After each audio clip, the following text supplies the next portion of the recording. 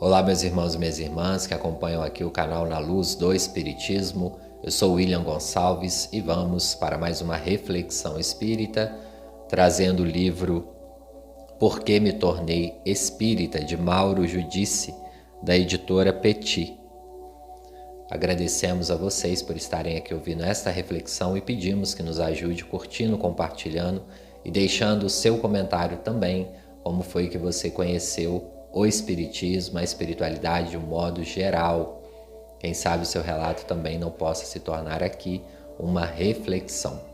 Bom, este livro é muito interessante porque traz alguns relatos de pessoas conhecidas de como elas se tornaram espíritas. Resolvi trazer estas reflexões porque tem bastante conteúdo que dá para estudarmos, aprofundarmos, algumas cartas também psicografadas e dá um norte para nós que estamos iniciando ou que já somos espíritas. Quem quiser nos acompanhar nas redes sociais, o meu de psicólogo é @wigonperpsi e o daqui do Na Luz do Espiritismo é @naluz do Espiritismo. O primeiro caso de hoje é da Célia Helena, que foi atriz na última encarnação. Célia Helena recebeu as primeiras orientações espirituais do protestantismo presbiteriano ainda na infância, passadas de forma suave por sua mãe, que jamais impôs religião aos seus 10 filhos. Detalhes toda a liberdade de escolha, levando-os, quando crianças, à igreja, ao culto, à escola dominical. Célia Helena guarda na memória uma boa imagem da igreja presbiteriana, por não plasmar uma figura terrível de Deus na cabeça das pessoas. Deus é amor, simplesmente, concepção vivificada pela personalidade aberta de sua mãe e pela posição equilibrada de seu pai, que, embora ateu, tinha uma conduta reta, íntegra.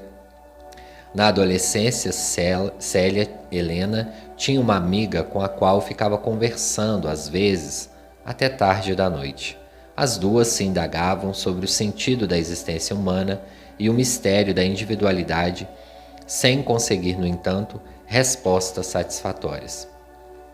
Personalidade voluntariosa, aos 16 anos, surpreendeu seus pais quando resolveu parar de estudar e ser atriz. Procurou estudar teatro e fez um curso de interpretação. Trabalhou em 3 filmes e foi logo depois para o teatro, sua grande paixão.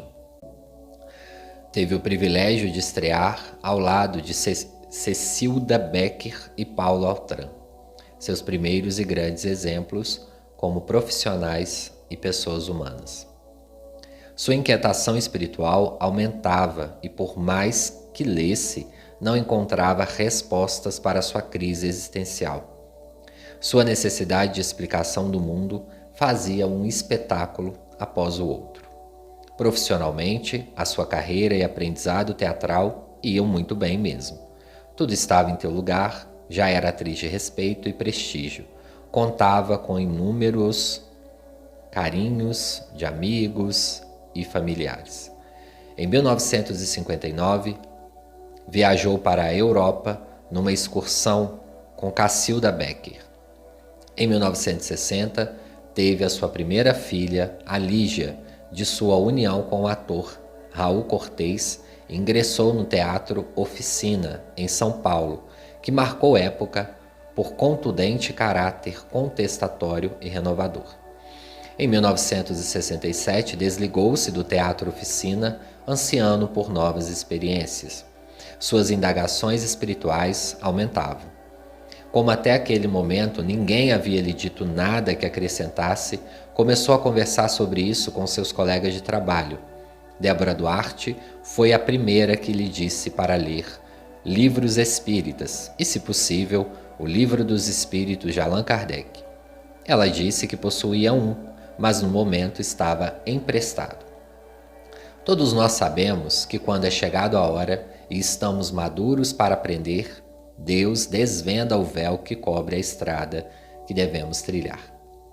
Pouco depois, Célia Helena foi fazer um filme no interior de Minas Gerais, em Montes Claros. Durante a viagem de trem, conversou com um dos atores mais importantes que o Brasil já teve, Delorges Caminha. Falou de sua procura e ele também lhe disse que o Livro dos Espíritos responderia a todas as suas dúvidas e indagações.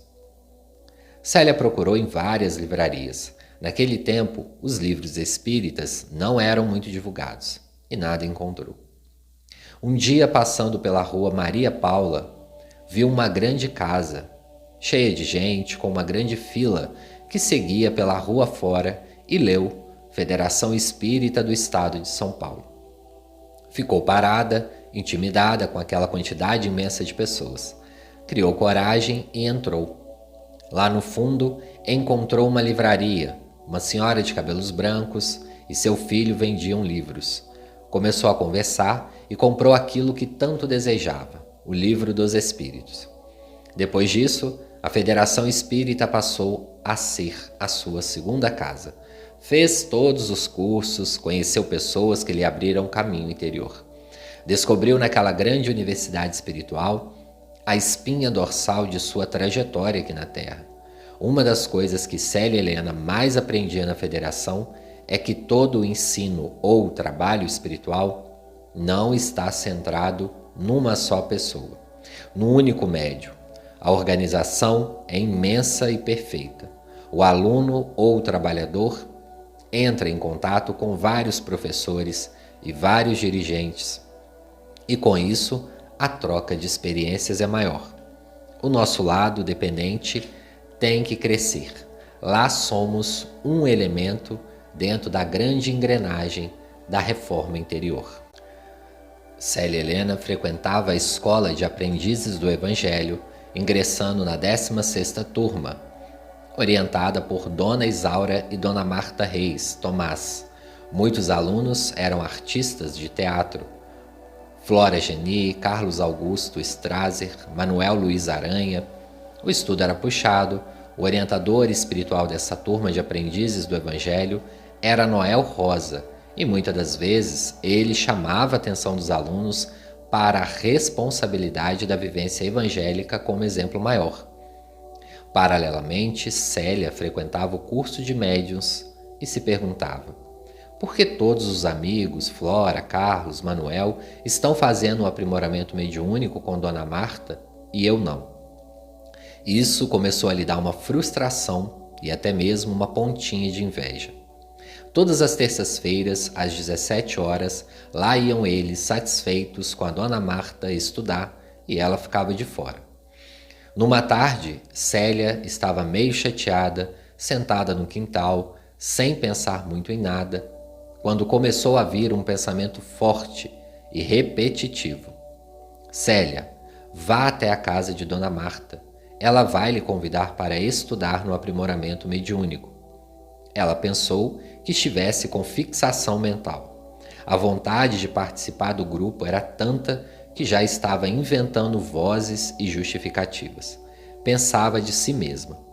Mas era uma ideia tão segura que ela, como quem não quer nada, pegou a bolsa e foi visitar a Dona Marta.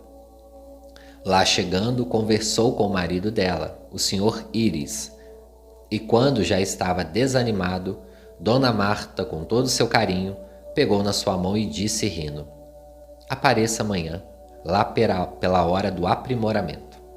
O aprimoramento mediúnico na Federação Espírita do Estado de São Paulo é um curso onde os médiuns se reúnem para estudar e aprimorar a sensibilidade mediúnica de uma forma equilibrada para servir melhor o Mestre Jesus.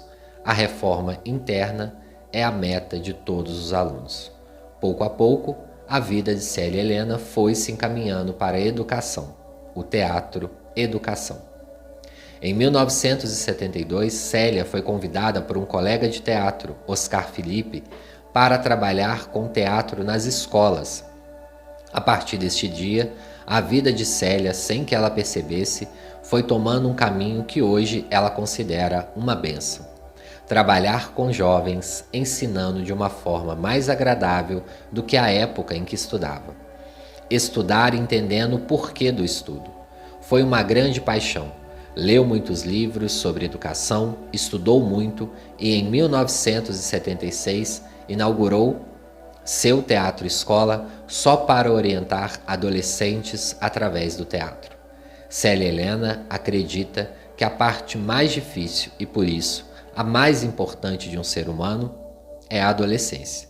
Quando ele está na passagem de criança para adulto, o mundo se abre e, neste momento, ele pode ser ajudado a descobrir um caminho que o ajude na trajetória terrena. Muitos jovens passaram por sua escola, alguns profissionais hoje famosos. Em 81, formou-se a primeira turma de jovens atores, todos na faixa de 16 a 20 anos, muito talentosos, prontos para enfrentar a nova profissão de ser ator. Em fevereiro de 82, um jovem formado chamado Celso Aires Pinheiro seguiu para o Rio de Janeiro para visitar a sua ex-professora Célia Helena, que fazia uma novela. Aproveitaria também para visitar Lígia Cortez, sua ex-colega que estava fazendo uma peça. Sua irmã lhe arranjou um apartamento de um amigo que estava vazio. Logo que chegou ao Rio, ele telefonou para Célia Helena e os dois combinaram de se encontrarem na semana seguinte. Célia voltou para São Paulo no fim de semana para ver a sua família e Celso ficou no Rio de Janeiro, cheio de sonhos e esperanças. Domingo à noite, em São Paulo, Célia teve a impressão de ouvir a voz de Celso. A fisionomia dele ficou mais forte em sua mente. Ela pensou que devia estar preocupada com o ex-aluno, pois era a primeira viagem dele sozinho. Alguns dias depois, ficou sabendo que Celso, ao tomar banho, não percebeu que o gás estava vazando e faleceu. Sozinho no apartamento, só vieram a encontrar o seu corpo alguns dias depois. A afetividade conquistada entre professora e aluno fez com que Célia se comunicasse com a mãe de Celso, a dona Judite, levando-a a frequentar a federação e a estudar a espiritualidade. Dona Judite, como toda mãe saudosa do filho, queria uma mensagem de Celso para não ter dúvida nenhuma da existência após a vida. Ela foi visitar Chico Xavier e teve a bênção de ver o seu desejo satisfeito. Chico psicografou uma linda mensagem que transcrevemos abaixo.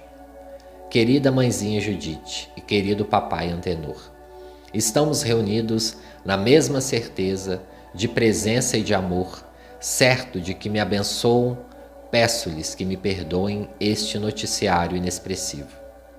Reconheço que as circunstâncias de minha despedida de nossa vivência familiar foram efetivamente as mais estranhas.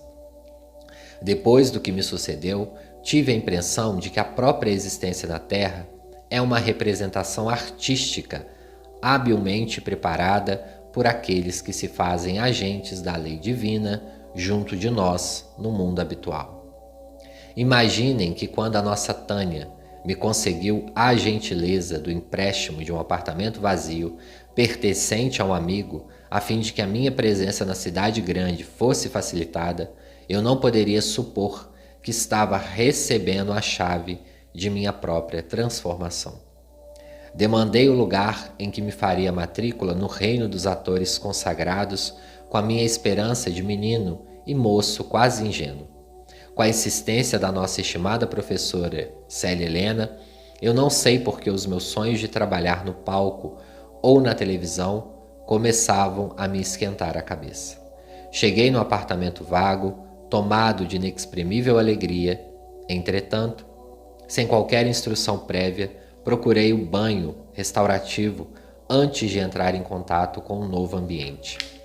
Mas, inexperiente e desinformado, abro a sós o bico do gás que se derramou envolvente e caí desacordado no próprio banheiro em que me achava.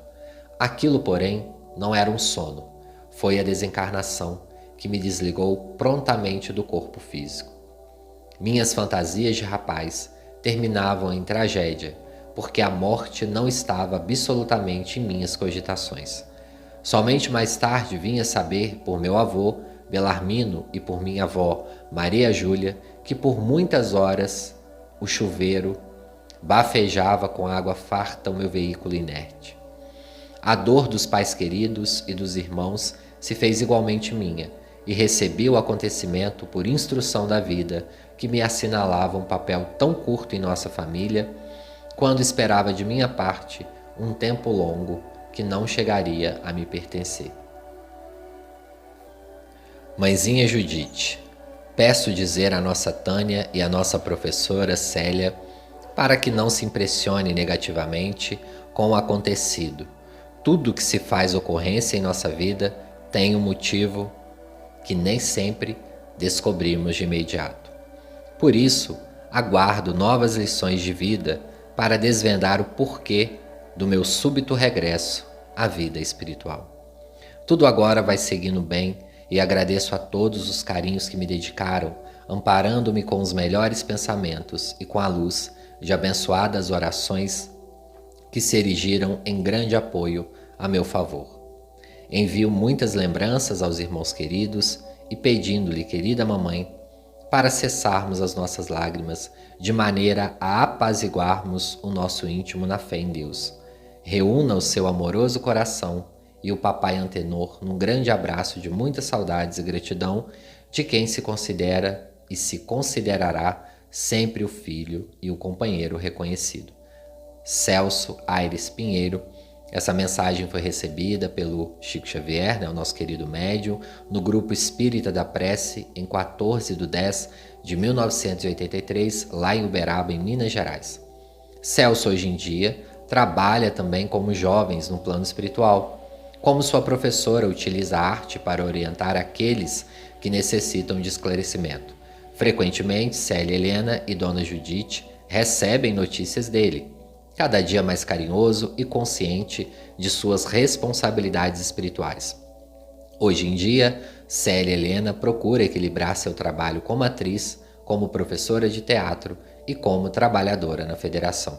Em 1991, teve uma das maiores alegrias de sua vida, representar um texto que fala de reencarnação, Laços Eternos de Lúcius, psicografado pela médium Zíbia Gasparetto.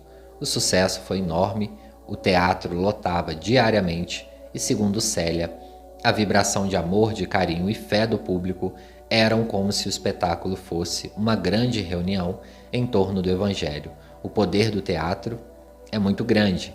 Muitas situações vivenciadas no palco ficam com as suas tramas mais claras para aqueles que assistem à peça.